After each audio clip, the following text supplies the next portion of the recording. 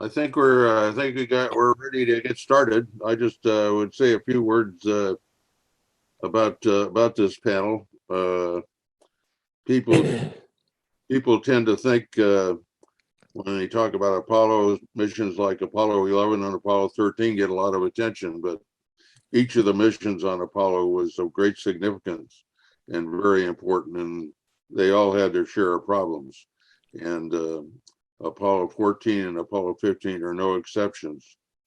And I think they really represented increase in our science capability. The first missions were focused on getting to the moon, but from then on, in particular 14 and 15, 16 and 17, we focused more on the scientific return. And I think you'll hear about that this morning. And in the case of the first two shuttle missions, the significance of those two missions really gets lost with all the attention that's being given to what's called the commercial space industry and their accomplishments. But if you look at the technology and the achievements that were represented by the flights of the shuttle, those early flights, they were great significance. And the vehicle proved to have a capability that we've lost, and I think we'll have a hard time ever recovering. So these two missions have great importance as well. And I would like to also mention the fact that we have discussion groups following this panel, and I would encourage all our attendees to participate in those. Group A is on cooperative research, and Group B is on space design considerations for lunar and space exploration spacecraft. And then we have a Group C on education. So take advantage of those discussions. I would like to see you do that. I'll turn it over to Richard Jennings. Thank you, George. It's my pleasure to get to introduce the moderators for this panel. I really enjoyed the Apollo 13 panel from last year, and I think everyone will enjoy this one a lot. The two moderators are Gerry Griffith and Neil Hutchinson. Gerry, we introduced last year. I'm going to make it a little bit shorter this year, Gerry. Good. Gerry went to Texas A&M University, and after that, the Air Force, became a pilot and a weapons system officer. He spent a little time out on the West Coast working in the satellite industry, I think the GINA program in particular. Then he came to NASA in 1964 and supported space flight until he became a flight director in '68. And that's important for this particular conference because he worked all 9 of the missions that went to the moon as a flight director. He was the landing lead for 13, 14, 16, and 17. Of course, 13 didn't land, but he was the lead for it, and it was the lead flight director for 15, which is one of our missions of discussion today. So that's great. He went on to be the deputy director at Dryden and the deputy director at Kennedy Space Center, and then the center director at the Johnson Space Center, and many, many things since that time. Neil Hutchinson is from Oregon and went to Willamette University in Oregon, and then spent a year at the Navy Weapons Laboratory in Virginia, where he worked in orbital mechanics, and he came to JSC in 1962. He spent about 5 years working in telemetry and in the computer complex there, and then is one of the few people probably that worked all 3 levels in mission control. He worked in the trench as a guido, and then worked as a GNC with the command and service module, and then later as a flight director.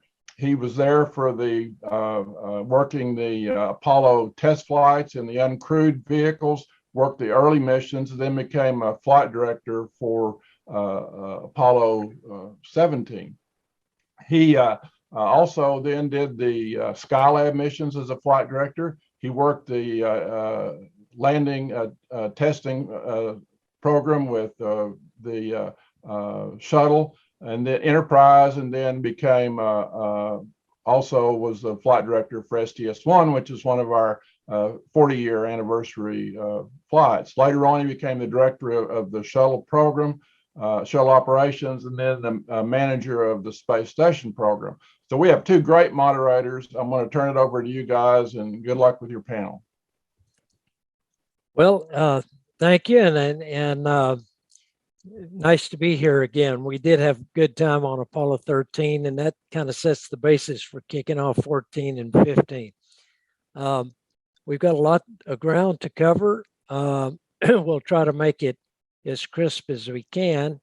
Ask all the panelists to obviously keep their comments on target, and we'll try to get through this and then have time for some good questions at the end. Let me talk a little bit about 14 and where we were. You know, we had quite a delay after 13, and 14 was the spacecraft was considerably modified. The command service module side had a lot of additional capability, not only with power, but with water. And in the command module, we stored some extra water in case we ever got into that situation again. So we were ready. We had been out to the moon enough times that we felt pretty confident. We certainly, after 13, weren't cocky, but we did feel confident. And as George mentioned, I think 14 really started us on the track of focusing more on the science and the exploration and trying to never taking our eye off of safety and making sure that the spacecraft, both of them, behaved well. But we really did start to focus on science, which we really turned up on 15 and then on to 16 and 17 after that. 14 was an interesting mission. It was we had a lot of, we were plagued by nagging things with Apollo 14 from the get-go. For the first time in the Apollo program, we had a launch delay. It was 40 minutes long.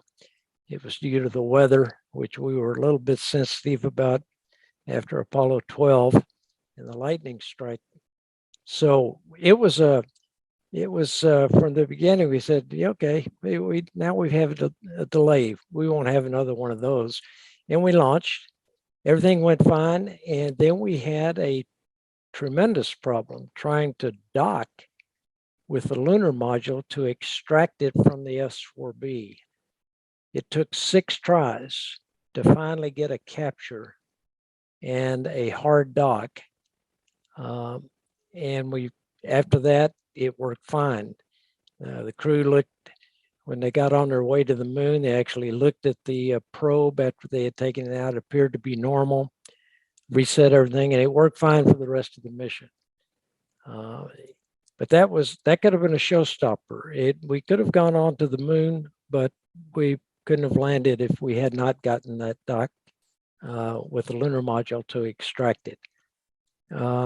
We got into lunar orbit, and everything was going fine, and we started to go down to land. And what happened? Well, the abort light came on, which indicated that the switch was closed, and had they started the descent, they would have immediately aborted. We went through several troubleshooting ideas, the neatest of which we tapped on the button and it went out. And then it came back on. It came on 5 times. And we were wringing our hands, and a young guy up at MIT named Don Iles and his team figured out a way to, through the keyboard, enter 65 keystrokes that bypass that problem. And we could still abort even if the light was shorted by entering some keystrokes, but we didn't have that single button any longer. So we got past that one. Yeah, but now we thought, now we're really in good shape. And as we started down, we got an improper indication that the landing radar had not locked on. And the landing radar was a go, no go also, because it had to create the exact altitude above the lunar surface. Everything up to then had been calculated. And Jack, the lunar surface looks a lot like the ocean. If you don't know how hard far you are above it, it's hard to tell. And you can probably recognize features that might have made a difference, but it's still hard perspective. So we did what any good system would do. We cycled the circuit breaker. We pulled the power off the landing radar, reset it. And when we did, it was just like rebooting your iPhone. It started from scratch, came back up, and voila, it locked on. And so we went ahead and proceeded to the landing.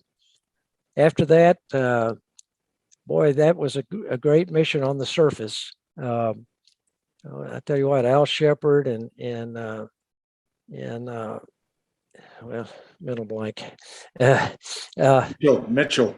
Yeah, Ed Mitchell worked their rear ends off. They had a thing called the MET, which was a mobile transporter that they could carry tools and put samples on, but you had to drag it. By the time we got to 15, we had a rover, electric powered, necessary. But they did a good job, really good job. And after that, everything went pretty well with that mission. 15 was cleaner. It had had two major problems. One is on the way to the moon, the SPS, kind of like a little bit like the abort button on Apollo 14 in the lunar module, the service propulsion system, the big engine in the back, the light came on indicating it was on. And of course, the engine wasn't burning because it wasn't armed. We did some troubleshooting and found out that sure enough, on the eighth, there were two sides that powered that. And on one side, there was a short.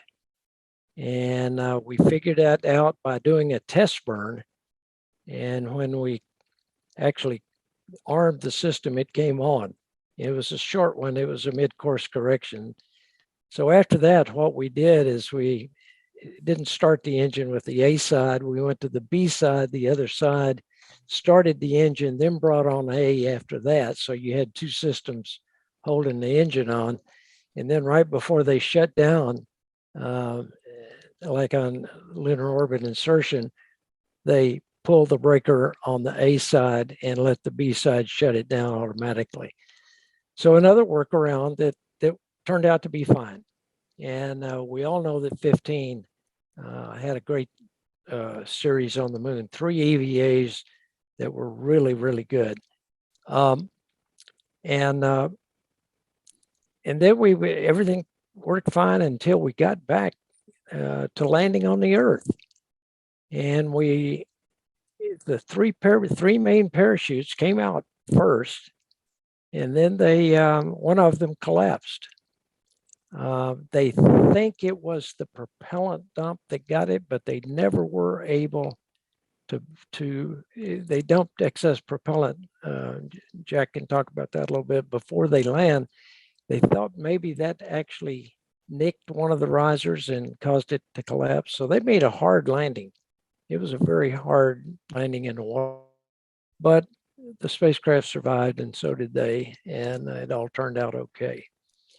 Now, before we go into any further, I think, Jack, could you tell us how the landing sites for 14 at Frau and the landing site at Hadley Rill for Apollo 15 fit into the site selection and how I know you were involved in some of that stuff early on, and how it fit the puzzle that we were trying to solve in the missions that we had?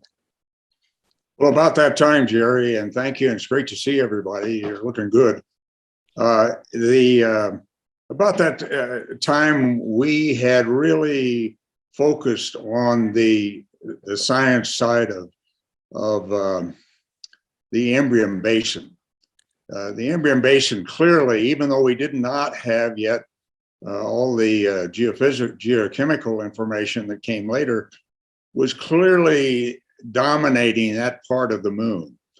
And it became, for Apollo 13, a focus to try to get some materials that had been thrown from the Embrium Basin, the so-called Framaro Formation, which, by the way, we found at Apollo 17 as well, but that's a different story. It all goes back. Let me go back a little bit, all the way to Apollo 8. Apollo 8 was the data pack for Apollo 8 was targeted at the first of the eastern landing sites that had been designated for Apollo. Each of those landing sites a 2-day launch window apart. And after the crew came back and said, by God, you know, we could have landed there and it literally looked good, that particular landing site, even though it was quite a ways east and meant that you had less than desirable time coming around the moon with AOS, acquisition of signal. But nevertheless, as a result of the discussions around that time, you'll recall, some of you will recall that we had quite a debate about whether to retarget Apollo 10 to the next landing site down, so that the crew would have seen the Apollo 8 potential landing site, as well as having a chance to see 2 more landing sites downstream.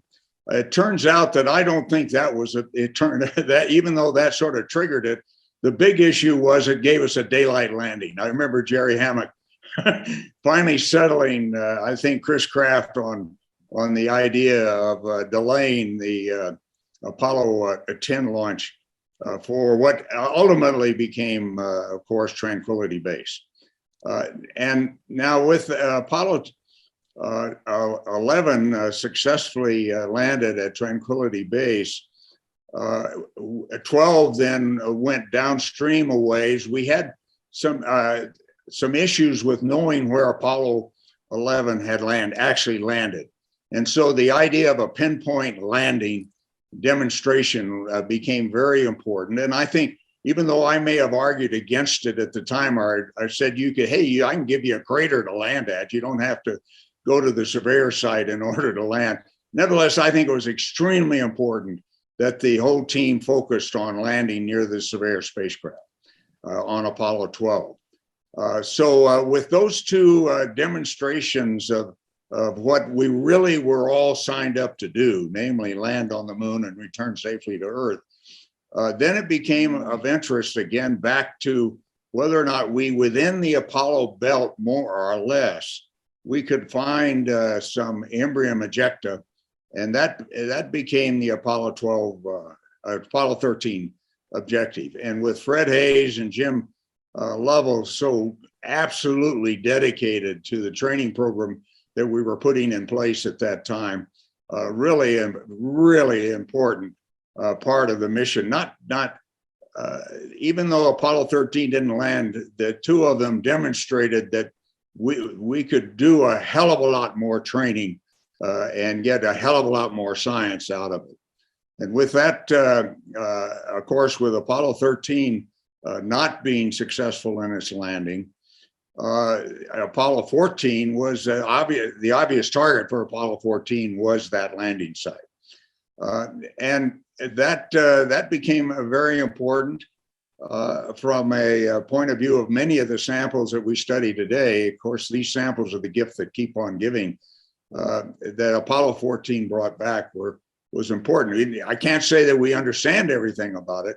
That'll be a while, but nevertheless, it was important. Now, Apollo 15, a lot of people don't realize that the original lunar module plan for Apollo 15 was a Block 1 module, very much like the Apollo 11, 12, 13, and 14 lunar modules. And Apollo 9, as a matter of fact, was LEM 9 was the spacecraft that originally was scheduled for Apollo 15. Well, through a variety of discussions, I would have to say led by Dave Scott, it was decided that the Block 2 lunar module was coming along well enough that it could be scheduled for that mission. George Low, as you recall, began the development of a Block 2 lunar module well before actually Apollo 11. Realizing George, I had conversations with George, and I know George Abbey will recall some of these, where if we're going to be successful landing on the moon, let's do it right. I mean, let's do some exploration. And so the Block 2 lunar module gave us the additional capability of 3 EVAs, of an increased payload that could include a lunar rover, and the possibility of actually having a A7LB suit, which would give us a much longer EVA than we could have on the preceding missions. That was all very important, and ultimately, again, with our focus on the Imbrium Basin scientifically, because of its influence on the geology of the near side, it was we found that we could go over the Apennine Mountains and land actually near a rill, and the combination of being near the massifs of the Apennines, as well as the being near a rill that was cut into the lavas of that area, that became very, very attractive for Apollo 15 and its extended capabilities. And I hope that covers it. It does. And I always thought that Apollo 11 was, let's just get it on the surface somewhere. And Apollo 12 was, let's make a pinpoint landing. And then 13 on was going to be, okay, now we're going for it. And the way you explain that, it fits that logic. Fred, you were on 13, obviously, and didn't get to land. And then you were heavily involved in 14. Why don't you talk about that a little bit? You and I have talked about that in the past. And it made you made a natural switch. Yeah. At the time, Gerry, I was actually in training for Apollo 16. I was the backup commander to John Young. And I asked John if I could, because we had quite a lengthy time. We weren't going to fly for approximately a year. And I asked John if I could take on a second job as the Capcom for the gold team on Apollo 14.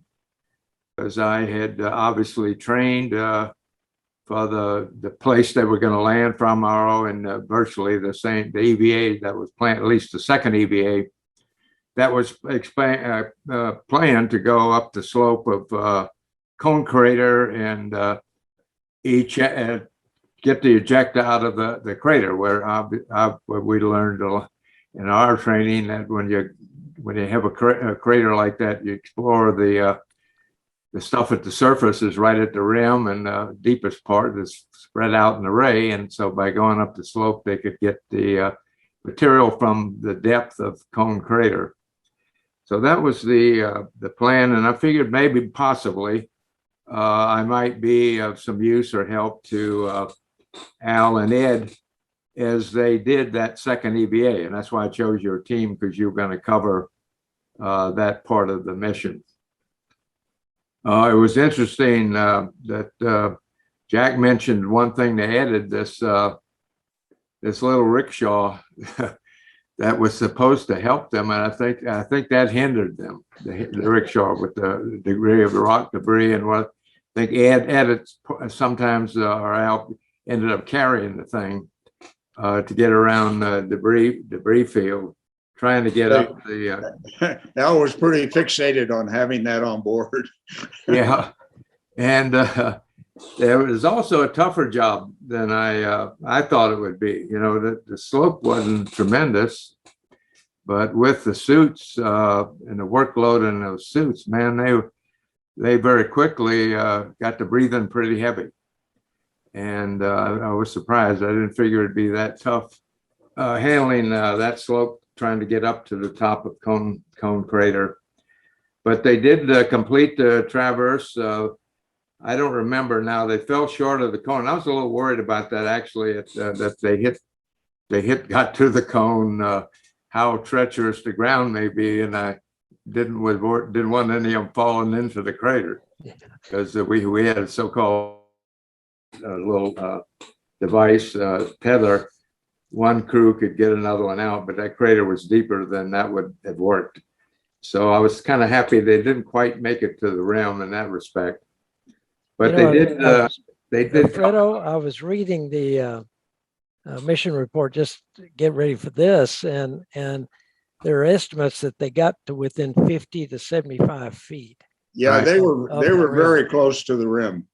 They're So very they close got there. all the material they needed, I guess. Yeah. Gordon Swan and his team pretty well pinpointed that they were practically at the rim. I mean, the rim of these craters can be very broadly defined, and I would say they made it to the rim. Right. But anyway, they were very reluctant to stop the EVA. If I recall, had you requested, and guess in the back room, looking at their consumables, wanted them to desist and head back home. And I had to call them several times to ask them to stop the EVA. And I guess at that time, Ed and called me a fink. I wasn't quite sure what the definition of fink was. It was a short for something else, but and it is actually a word. And but I knew it wasn't a positive expression. So anyway, they did follow the orders and came back to close off that traverse. And as I said, made samples all the way up the pathway up to the rim. Well, that was a very interesting excursion. It was hard to tell them to come on back to the limb, but it was the right thing to do. They were pooped, and we were starting to run low on, I think it was it water? I can't remember, but we were starting to run low on probably was water because of the exertion. Yeah.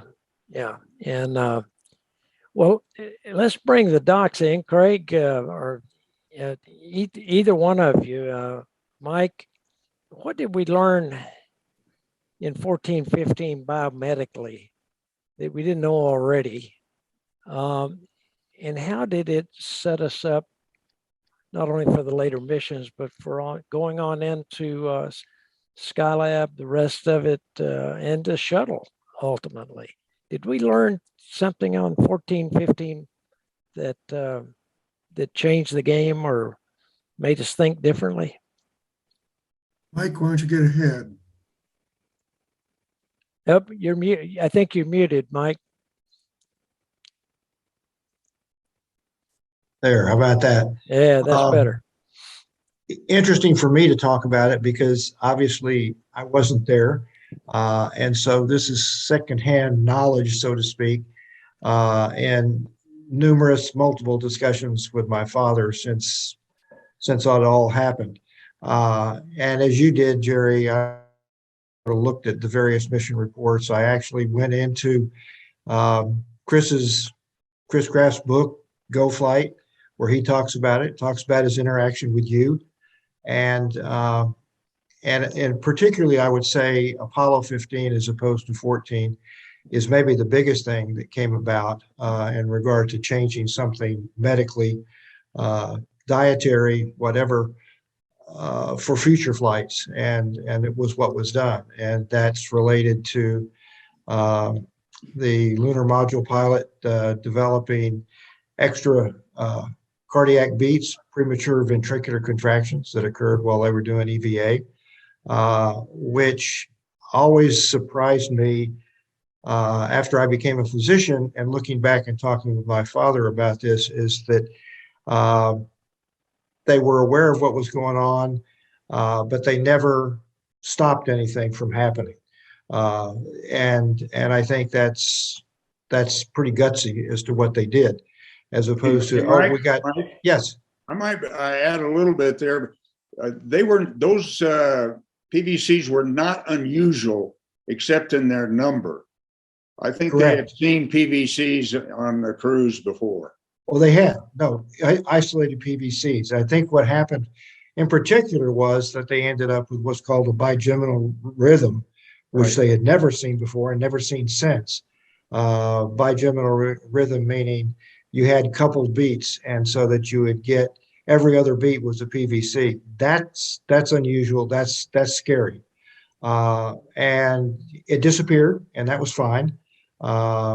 Retrospectively, from what I have read, that the lunar module pilot actually did have some symptoms during that time. He didn't know what it was due to, and he didn't talk about those until afterwards. And so everything went, as planned for the mission and the task they were supposed to perform. But what it was determined to be, and my dad was convinced long before the data really showed it, that this was probably related to potassium deficiency, and that all future missions were going to be sure to have adequate potassium diet beforehand, also adequate potassium intake during the flight and also afterwards. And ever since that protocol was added, never saw that kind of stuff again. And whether it was totally due to the potassium or the potassium and what later became aware of the lunar module pilot's underlying coronary artery disease, which they didn't know about at the time. People like Jack or like any of the other astronauts, coronary artery testing was never done as part of the selection for astronauts. And I think was probably a good thing in young men doing this job at that point in time, because you probably would have had a whole lot of false positives. But you could look at that and say, gee, if we had coronary artery visualization done, which was pretty radical at that point in time, but if it had been done, would you have eliminated somebody like this beforehand? I think what you said, Gerry, to bring us to a close, is that in spite of all this, they accomplished everything they were supposed to do, and so the right decisions were made. And that's the real bottom line, is that nothing bad happened. And everything went as it was supposed to, and gained a lot of knowledge. Gerry, if I could interject here, you say nothing bad happened until Apollo 16. And then the intestinal difficulties with that additional potassium began to be. I was going to mention that. Yeah, and John Young and Charlie Duke will tell you that something bad did happen as a result.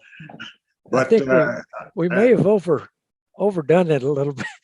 Yeah, and I was successful in getting that potassium intake reduced so that the shall we say the diarrhea did not appear on our mission until about a day or two before splashdown.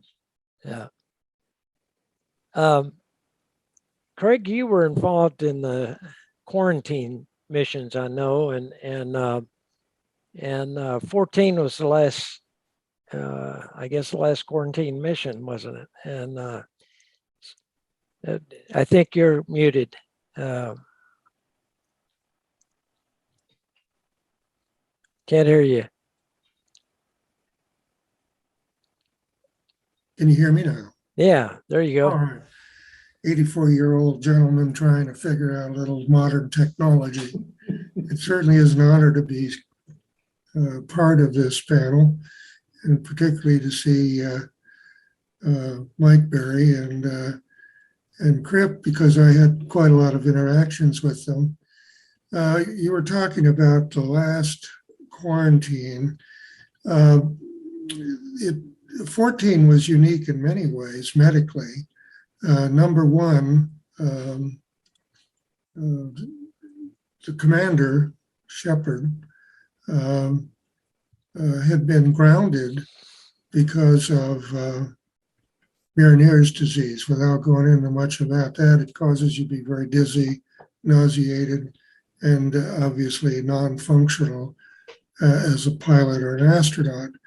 But happily, Chuck Berry, Mike's dad, took him to the house clinic, and 7 years later, they performed an experimental surgical procedure, which was highly successful, and he returned, as we all know, to be the commander of 14. Interestingly, 14 was the first pre-flight quarantine experience due to the fact that 13 had, as we all know, painfully maybe, an experience with rubella, common measles. And it caused a shift in the group content, and they wanted to avoid that kind of thing in the future. So that was 14 was the first flight where they instituted what they called the Flight Crew Health Stabilization Program, and that's fancy for saying they restricted access of the crew to people other than their family and people whose health was well documented. So that was a first quarantine effort pre-flight, and the post-flight interval was, of course, well planned over a long period of time.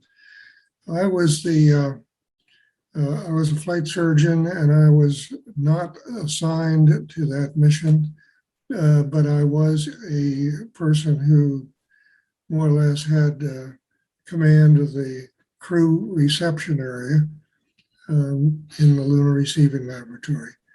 And it was really a distinct honor and pleasure to be there and shake the hands of the crew as they egressed the mobile facility and entered our facility. There are several interesting things that happened. One is I had the privilege of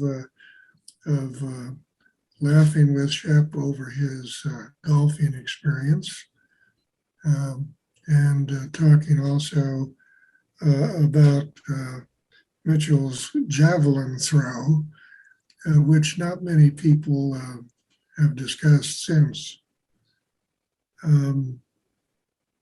According to the protocol, they were there for 3 weeks, and it was a real kick, of course, for me as well as their other support people to have the opportunity to interface over the dinner table, touch the lunar samples.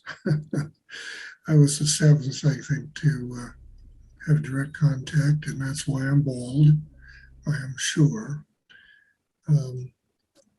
So it was quite an experience. I bet.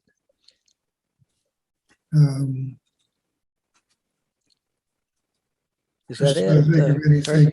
Okay. I don't remember anything specifically that I can talk about that was exciting, but one of the crewmen decided it was quarantine was unnecessary, and he was going to egress the facility, which would have been a real disaster.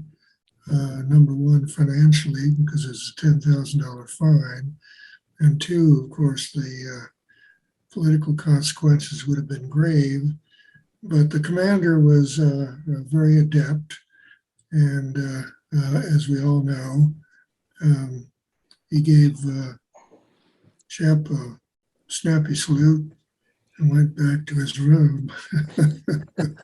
That's not the only exciting thing that happened. The rest of it was fine. They were in good health, and everybody left feeling very good about a very successful mission from a medical standpoint. Well, thanks, Craig. That's good summary. And it's time to move on, I think, for a while to, and by the way, the STS 1 and 2 guys that are on this panel also played heavily into Apollo. And I'm looking at their faces now, and the guys that really did STS 1 and 2 on this panel they didn't just appear after Apollo. They were right in the middle of it, and some clear back to Gemini and some even to Mercury.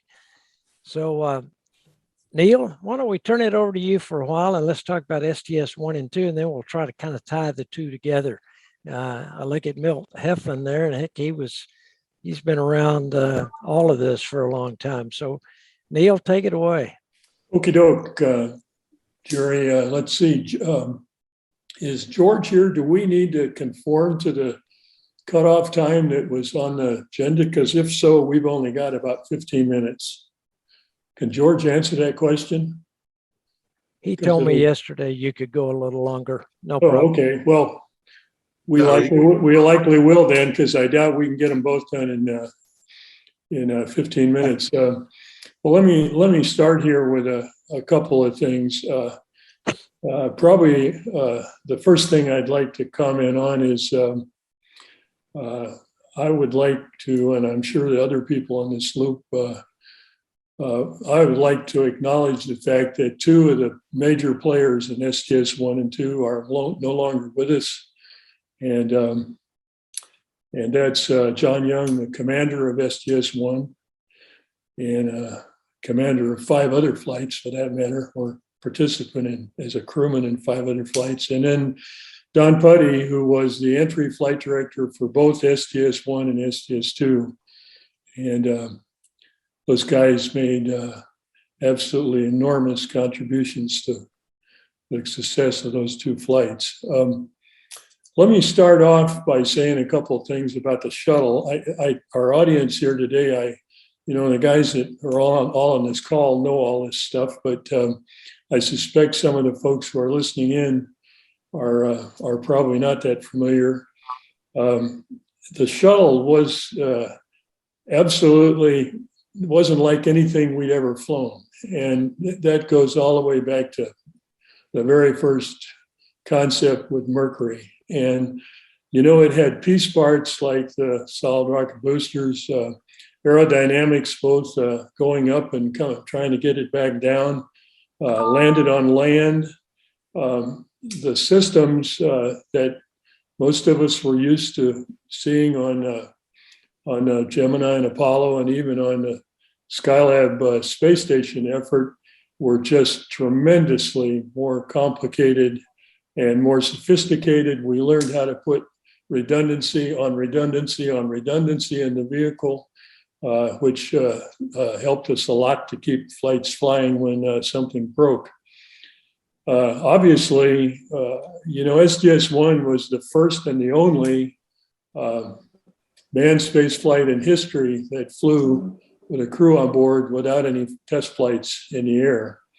And it's interesting from my own perspective, and I think Chuck Lewis will back this up in a couple of minutes.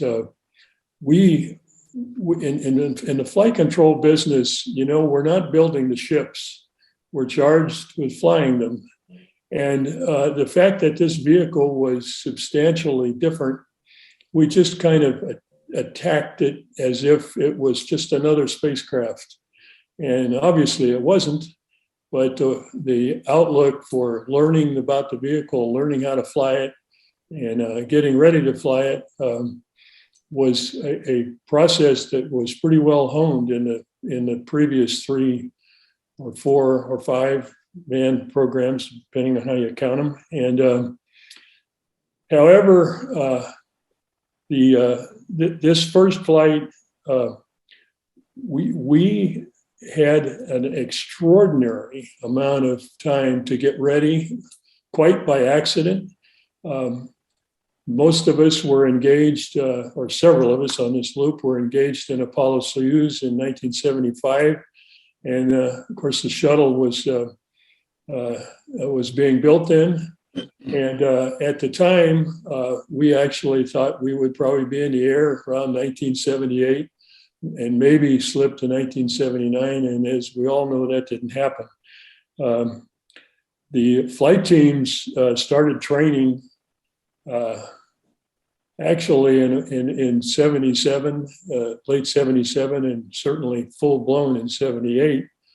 And to be quite honest, I think it's fair to say that we probably trained more than any other group of people. I'm talking about the flight crew and the flight controllers in the history of spaceflight.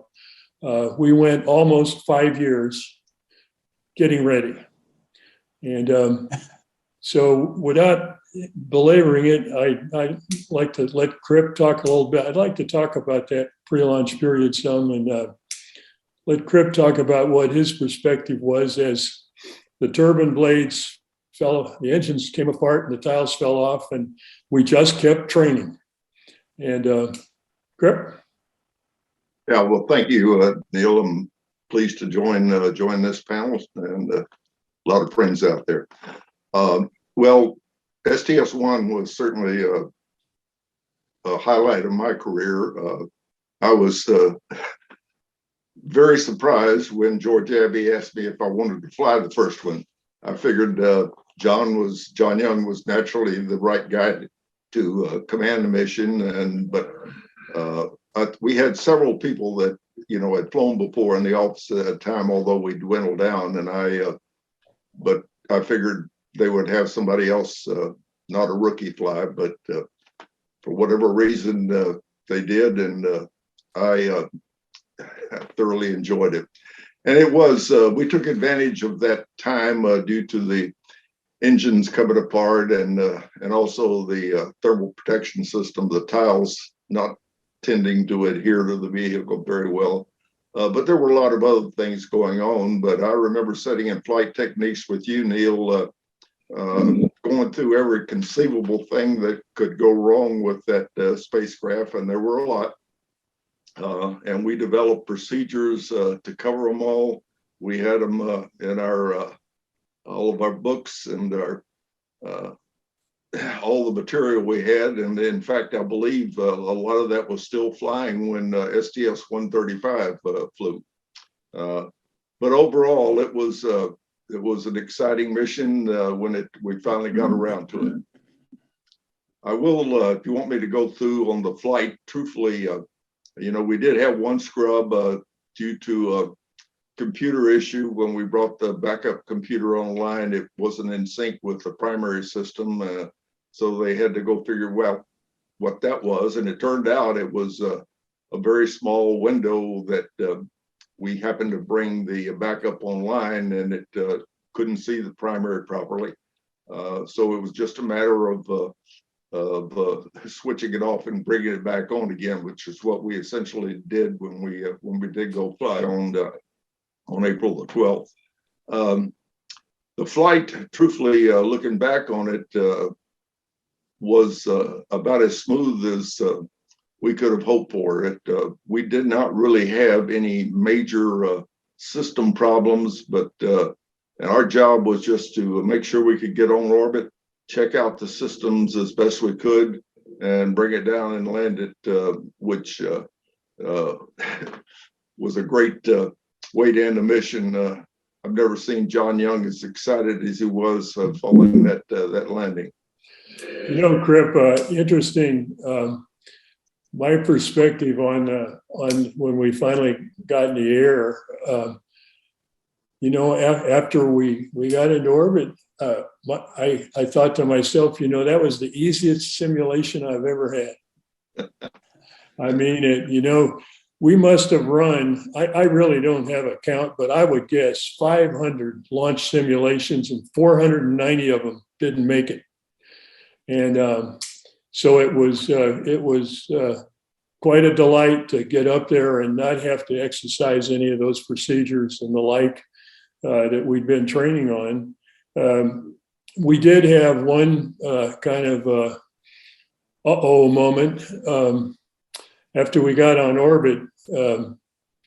And of course, one of the big things that was going on in that vehicle no one had ever opened a structure like those payload bay doors on orbit. And of course, you couldn't really test them on the ground in 1G. So that was a big event for us all. If you couldn't get them open, we were going to be on our way back home fairly soon after a few orbits, because that was our cooling system, of course, on the shuttle, on the radiators that were on those doors. Well, when they and I was still on the console, and in fact, Chuck's going in it, but because he followed me shortly after we got the doors open.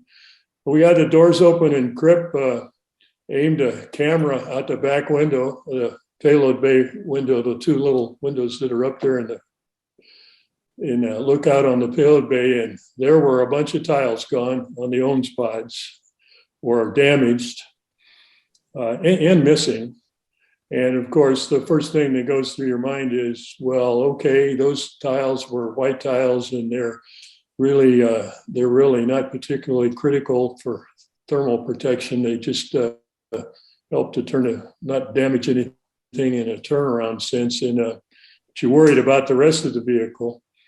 And about that time, that was the last major thing I did on the first day after the launch, was to open the doors and get it settled down, and hand a stick over to Chuck, and who came on, and lo and behold was looking at the same thing I was looking at with those tiles. So Chuck, you want to comment on what kind of an oh no moment it was for you? Yeah. Not hearing you, Chuck. My first thought was not anything like your first thought. When I first saw the tile missing, and you were sitting right next to me, I didn't say anything, but I certainly thought something. There were two words, and we tagged up on this. As a matter of fact, it turned out you had thought the same thing. Looking at that was, and I'll let your imagination take you to the next word, but it starts with an S. It just shook us up. And the next thought immediately was, are the tiles on the bottom still good? Are they tore up and missing? Because there's the critical tile, the more critical tiles. So that's how I started it. And then Neil took off. After that, he went over to brief the press, and I don't remember exactly what we did except get something started on the way of what are we going to do now? It's a passive system, and you're not going to change anything. We were going to come back with whatever we ended up with as far as tile damage was concerned. The only two things I can remember, E&D, or the guys over in E&D, Tom Mosier's guys, they saw the same video that we did. And they knew the first question we were going to send to them through the MER was, what do we do now? Is this going to impact them, impact their entry? Well, they got started on that immediately. And I would comment that, and by the way, this was not common knowledge among the flight control teams, including Chuck and I and John Putty, the three flight directors. The NASA leadership is a very, very smart bunch of people, and they had set up a process to be able to take a look at the shuttle tiles, because we had lost, I think we lost, I don't remember, Cripp, I think we lost 300 tiles flying the plane from Palmdale down to the Cape or something like that, an enormous number. And of course, we went through a process over many, many months, almost a year, in fact, over a year, doing all kinds of new things like pull tests and so on. So I think most of us felt like the tile problem, and certainly we already knew the engine problem, had been pretty much had been put to bed. However, in their wisdom, our leadership had taken appropriate means to take a look at the orbiter after it got in the air. And I'm only going to use 3 words. And although you look it up online and it's all over online, but I'm not going to say it anyway. We used national technical means to examine the orbiter from the ground and from space, and determined that everything was all right. Now that was all done offline, although obviously Crippen and John had a role in it because the vehicle had to be in a certain place at a certain time, in a certain attitude to be able to do that. And in fact, a very different attitude for looking at it from the ground and looking at it from the air. And I don't believe that Crippen can comment, but I don't think the crew knew any detail about that either. And I found out about it. And after I came back on shift for my next shift the next morning, and Gene Krantz walked down to the flight director console and said very quietly, everything's okay with the orbiter underbody. We've looked at it and not to worry. And that was the end of it. And of course, we didn't inquire anymore about it. We didn't talk about it. The E&D guys that Chuck mentioned, the MER, came back with an analysis of all the spots where tiles were missing on the OM spot. And they all turned out to be in a place that they felt was fairly benign and would not turn up any issues. I don't know, Milt, you were in a back room on that flight. You probably have a lot more to say on STS-2, but you want to comment about what you thought the mood was when the tiles showed up? First, my training says comm check. Can you hear me? Loud and clear. Yeah. Okay, all right, good. Well, this was my first time to actually sit on console and mission control after all my recovery stuff that I did back in those days. So for me, it was a great learning process to go. In fact, you're right about the training. Boy, did we ever train a long time. But that gave me more time to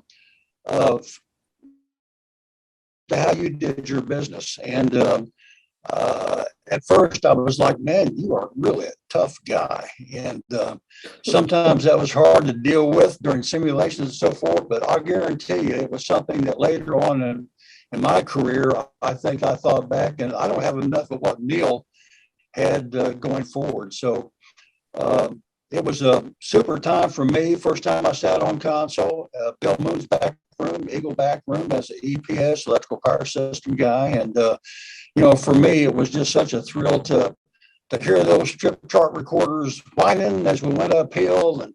And as things changed, the tune of the strip chart recorders I got to where I could just listen to them and know what was going on without looking at too much stuff. So that's how long we trained. And certainly something that I used later in my career.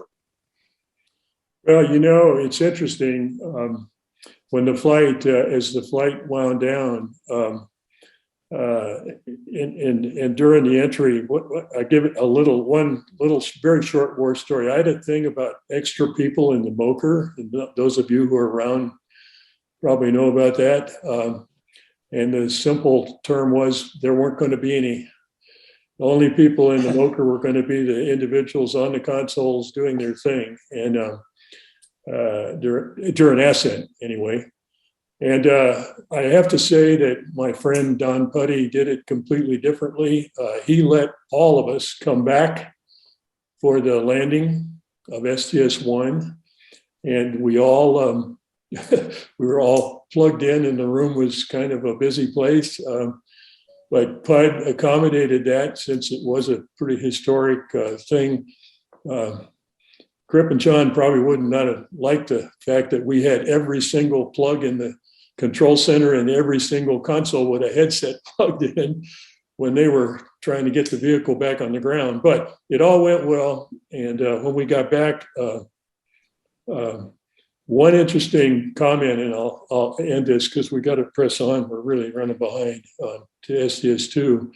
When we landed, of course, there was a lot of cheering and flag waving and so on in the control center. Got the wheel stop, and you know, John had popped out of he had this pop out. I mean, after they got the orbiter sorted a little bit, John was out running around kicking the tires on the orbiter, raising his fists up in the air and so on. And we were all in the control center. Of course, it was pretty noisy, but Dr. Kraft was in the VIP room. And we were all standing around the flight director console, and all of a sudden I hear this pounding on the window. And it's Dr. Kraft. And he's holding up an 8.5 by 11 piece of paper so we could all read it. And on that piece of paper, it said, "We just got infinitely smarter." No more truer words were spoken. And that's kind of what I would say about STS-1. We did just get infinitely smarter because we hadn't had a flight test or any flight testing on the ground. And it was a tremendous, tremendous success. And Crippen and John and everybody else that, you know, the people that built that vehicle and put it together, you just can't say enough about the leap in complexity and capability that we took between the previous programs and the shuttle. Now let's Neil, yeah. one thing that I think is important about STS-1 was the role that ALT played in it, which proved the concept that we could glide that thing back to a landing, at least on a lake bed. And and Fredo was right in the middle of that. Yeah, and Fred was right in the middle of it. But What it's just comments about it? We flew a whole bunch of captive flights and free flights off the back of a 747, and Fred Haise was right in the middle of it. Fredo, you want to say something about ALT? Well, and Buddy, by the way, was the flight director. Yeah, ALT didn't cover much Mach number. No, the risk was incredibly larger with STS-1. I had 4 years working for Aaron Cohen in the Orbiter Project Office, and I was very nervous about that flight. It obviously, as you said, was the first time we'd ever flown manned, never having flown an unmanned flight.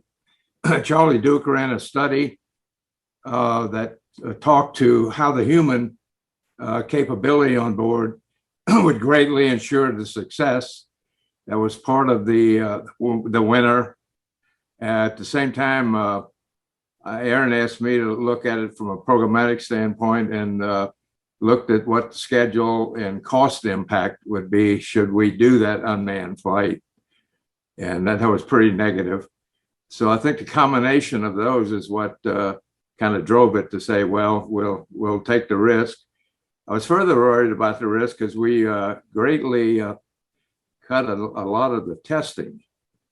The only thermal testing we did with the orbiter was one payload bay door. We worried about freezing, and one ohms pod. And that was it. We just added a lot more thermocouples, so we could get more data on orbit. The other thing that really concerned me was vibroacoustic.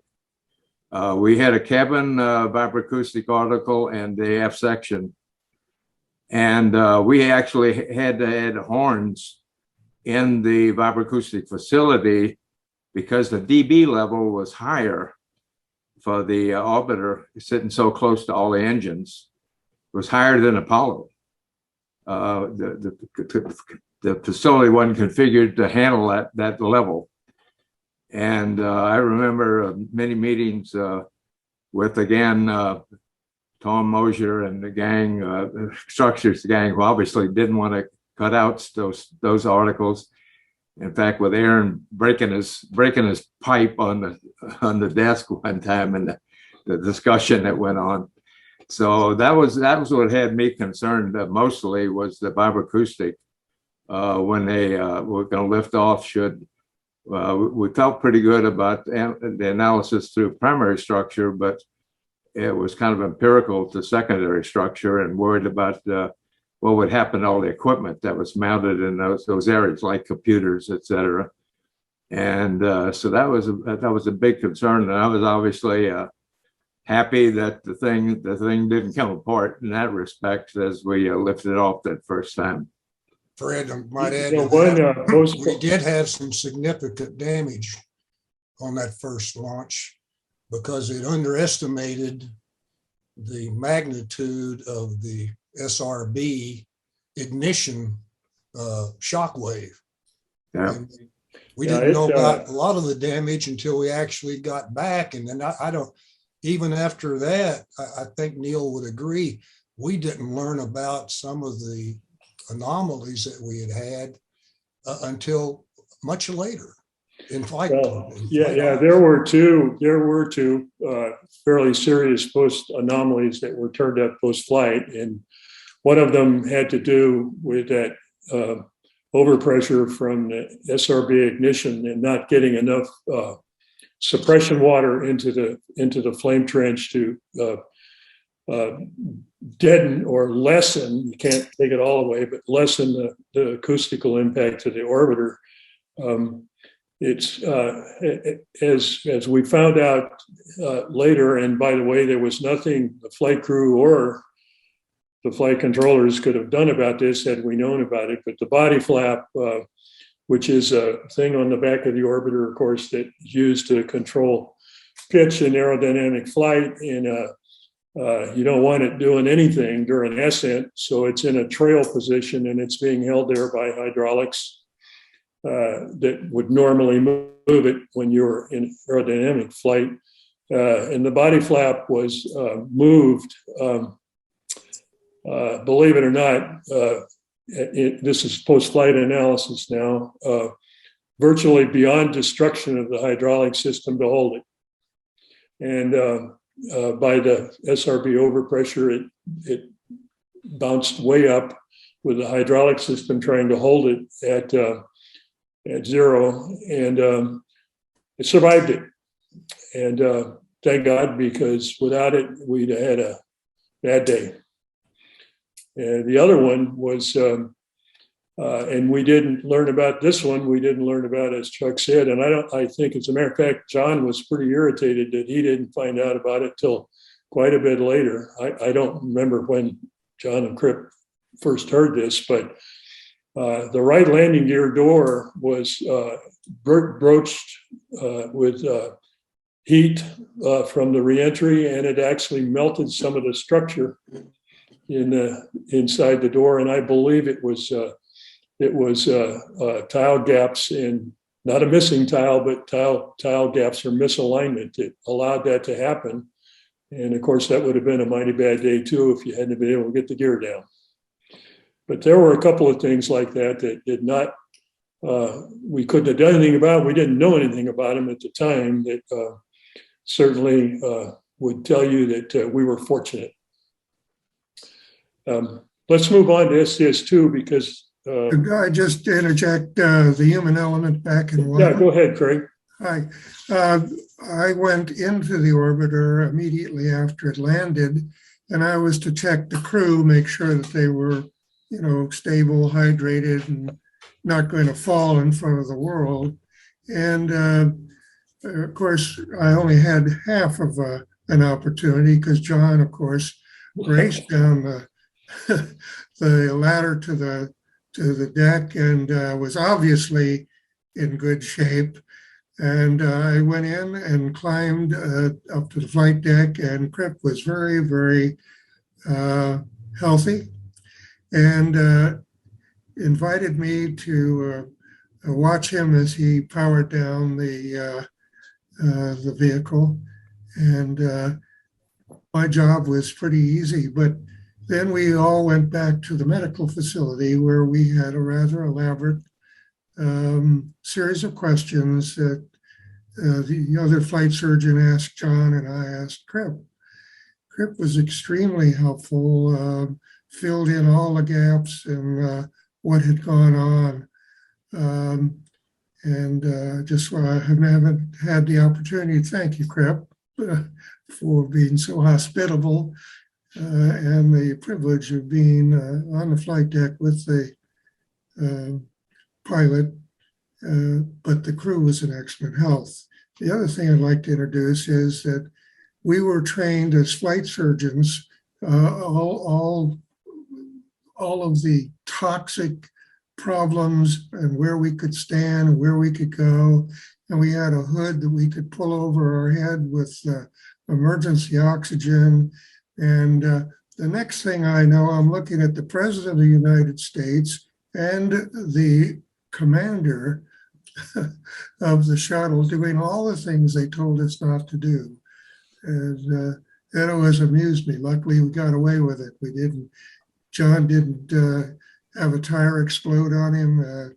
The president wasn't gassed by the residual unsymmetrical elemental hydrazine, and they all survived. But that was probably the highlight of my life. And thank you again, Cripp, for being so hospitable.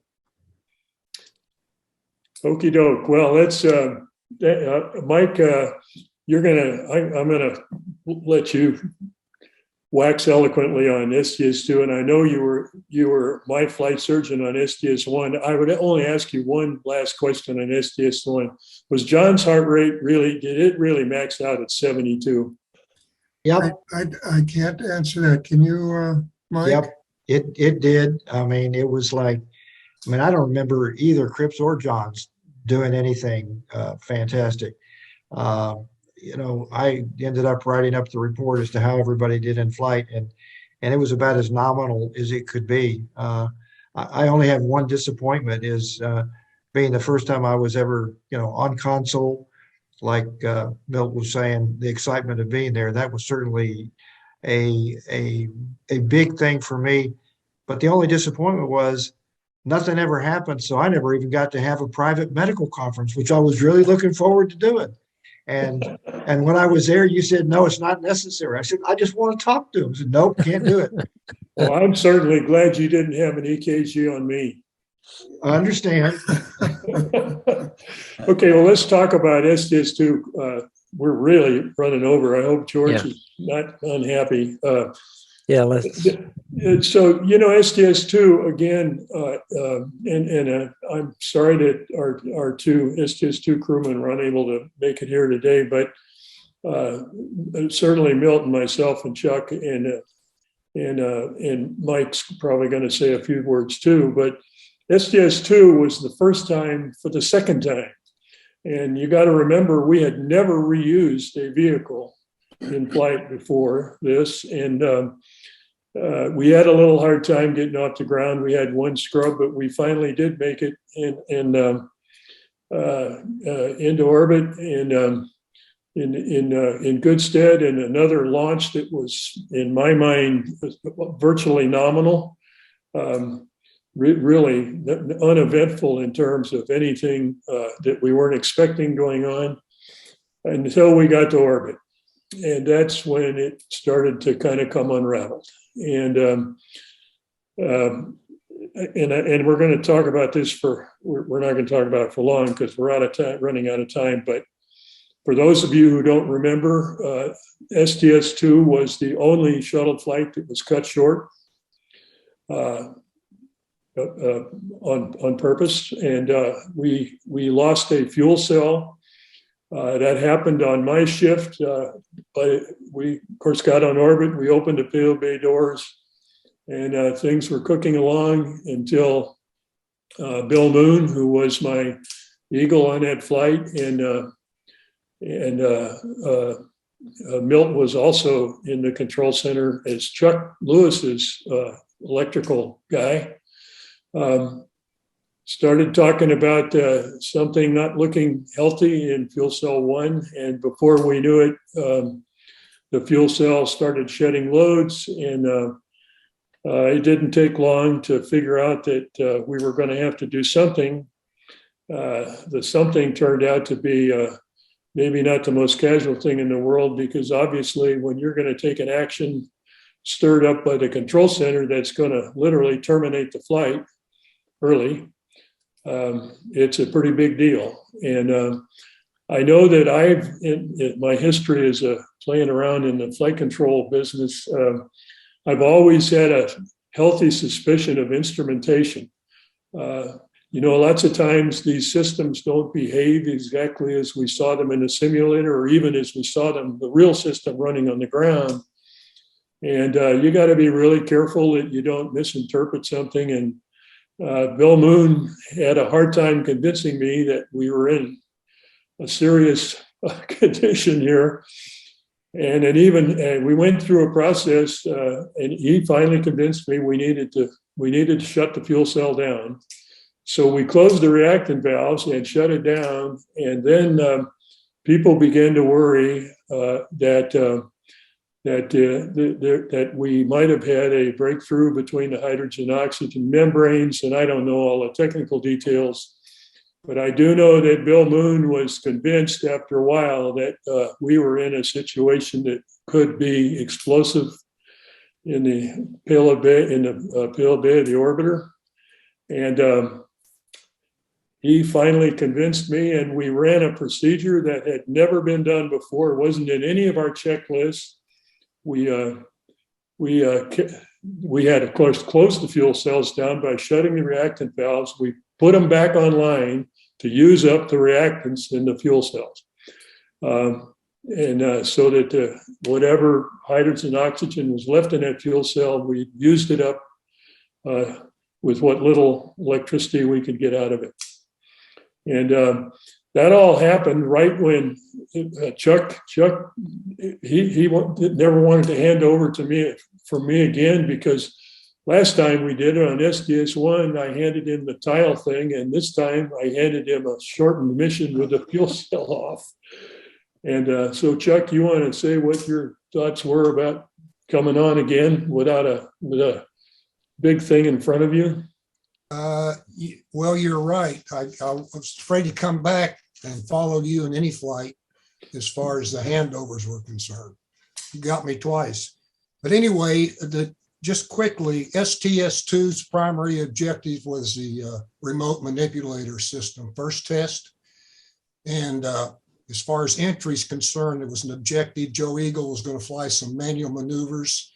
I don't know, a bunch of them, 20 something of them during the entry phase to see what the shuttle authority had on some of the maneuvers they were going to be making during the entry. But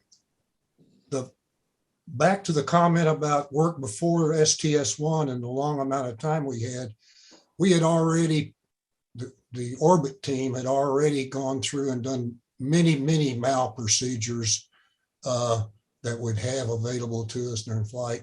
And one of them was loss of one fuel cell. Well, this vehicle only has fuel cells, and there's 3 of them. And if you lose the second one, you're in pretty bad shape, because one fuel cell to make an entry on is marked, and Milt can comment later if he wants to, it's marginal at best, and you're managing some of the systems on the fly. So it was critical. And so we already had the mission rule, lose the fuel cell, and we're going to shorten the mission to a minimum. And it was, let's see, on 2, it was 5 days. We reduced it to 2. And then that gave us a little bit of time. We had what we called priority flight. And one of the managers made me change that. I called it contingency flight. If we had a contingency and we had to shorten the flight, what would be the priority things we would do? We went through those kind of exercises. And one of them was to do the priority remote manipulator system test that had been developed. And I can attest to you that Engel and Truly were not going to let some of those tests go by. That first night, they worked all night in their sleep period, probably thinking we weren't paying any attention. And watch telemetry, and worked literally all night long and into the next day. And as a result of that effort, we got all the RMS priority details as well as some others. Yeah, I forgot to mention, you're right, Chuck. This was the first flight for the RMS, and obviously was to become a huge asset to the shuttle. And if we had not been able to shake that thing down, we would have had to completely change up what we did on STS-3. So the only personal thing I can think of is my two Capcoms were Jim Buckley and Sally Ride. And Sally Ride was there primarily because she had become an expert on the remote manipulator systems. That was her assignment from Young or Abbey as they spread the new class of 78 among the various facilities and capabilities. But the disappointing thing was we did a lot of those tests during the sleep period. Well, we're off the network, as you guys well know. When we're back with the networks, sleep period was designed to be when we were off the network. Maybe one pass a rev, maybe two, and that's only 6 or 7 minutes in Earth orbit. So she never had an opportunity to get on and really have fun with Dick as he was doing some of those RMS tests.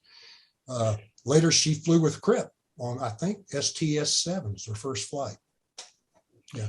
One thing that I'll let Mike comment about this, but one thing that a residual problem from the fuel cells, the fuel cells, of course, produce our drinking water on the shuttle. And we got, with the fuel cell anomaly, we got a lot of hydrogen in the drinking water, and Dick and Joe did not like it, the water, and didn't drink it and got a bit dehydrated. Yeah. As the mission wore on. And of course, that was exacerbated by the fact that the guys stayed up and maybe didn't get quite as much rest as they should have. But all in all, a pretty marvelous set of work. You want to comment about the dehydration, Mike, and anything else? I know you weren't there, but you did read the manuals better than I did. I was there. I went into the orbiter looking like the Michelin man with a tremendous amount of Gatorade tucked into every part of my flight suit.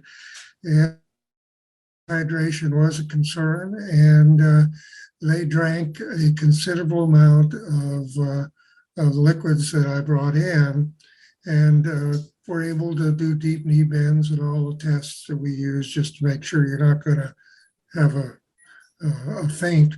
And both of them recovered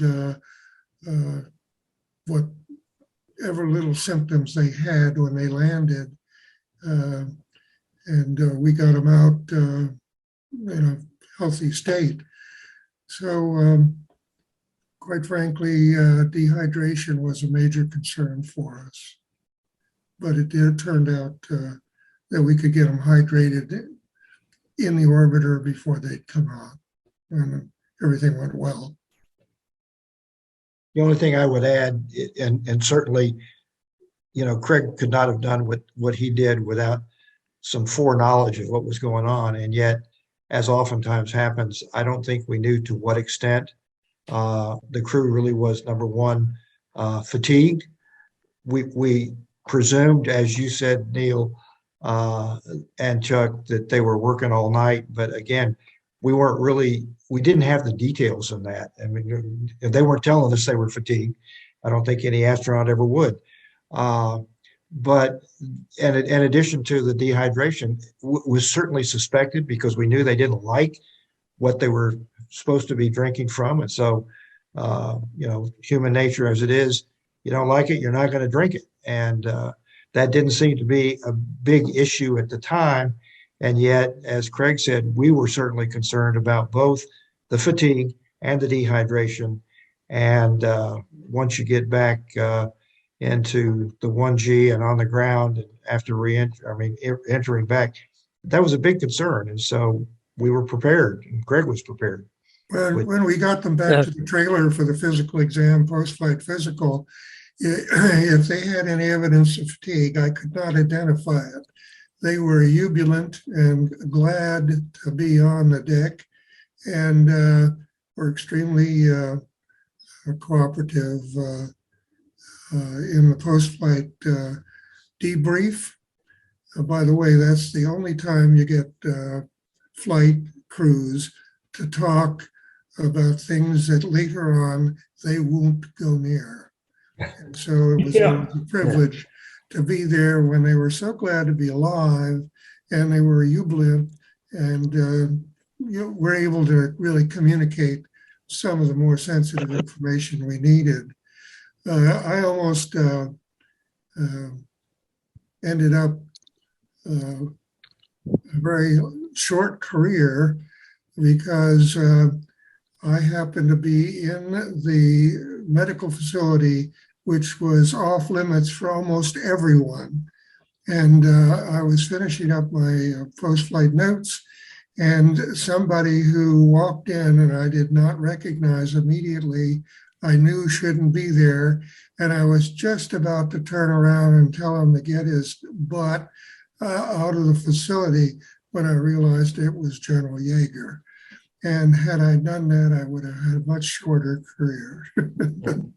Neil, he and Joe, Neil, by the way, to tell you how spun up Joe was, he said, "Come on, Joe, we're going to the club."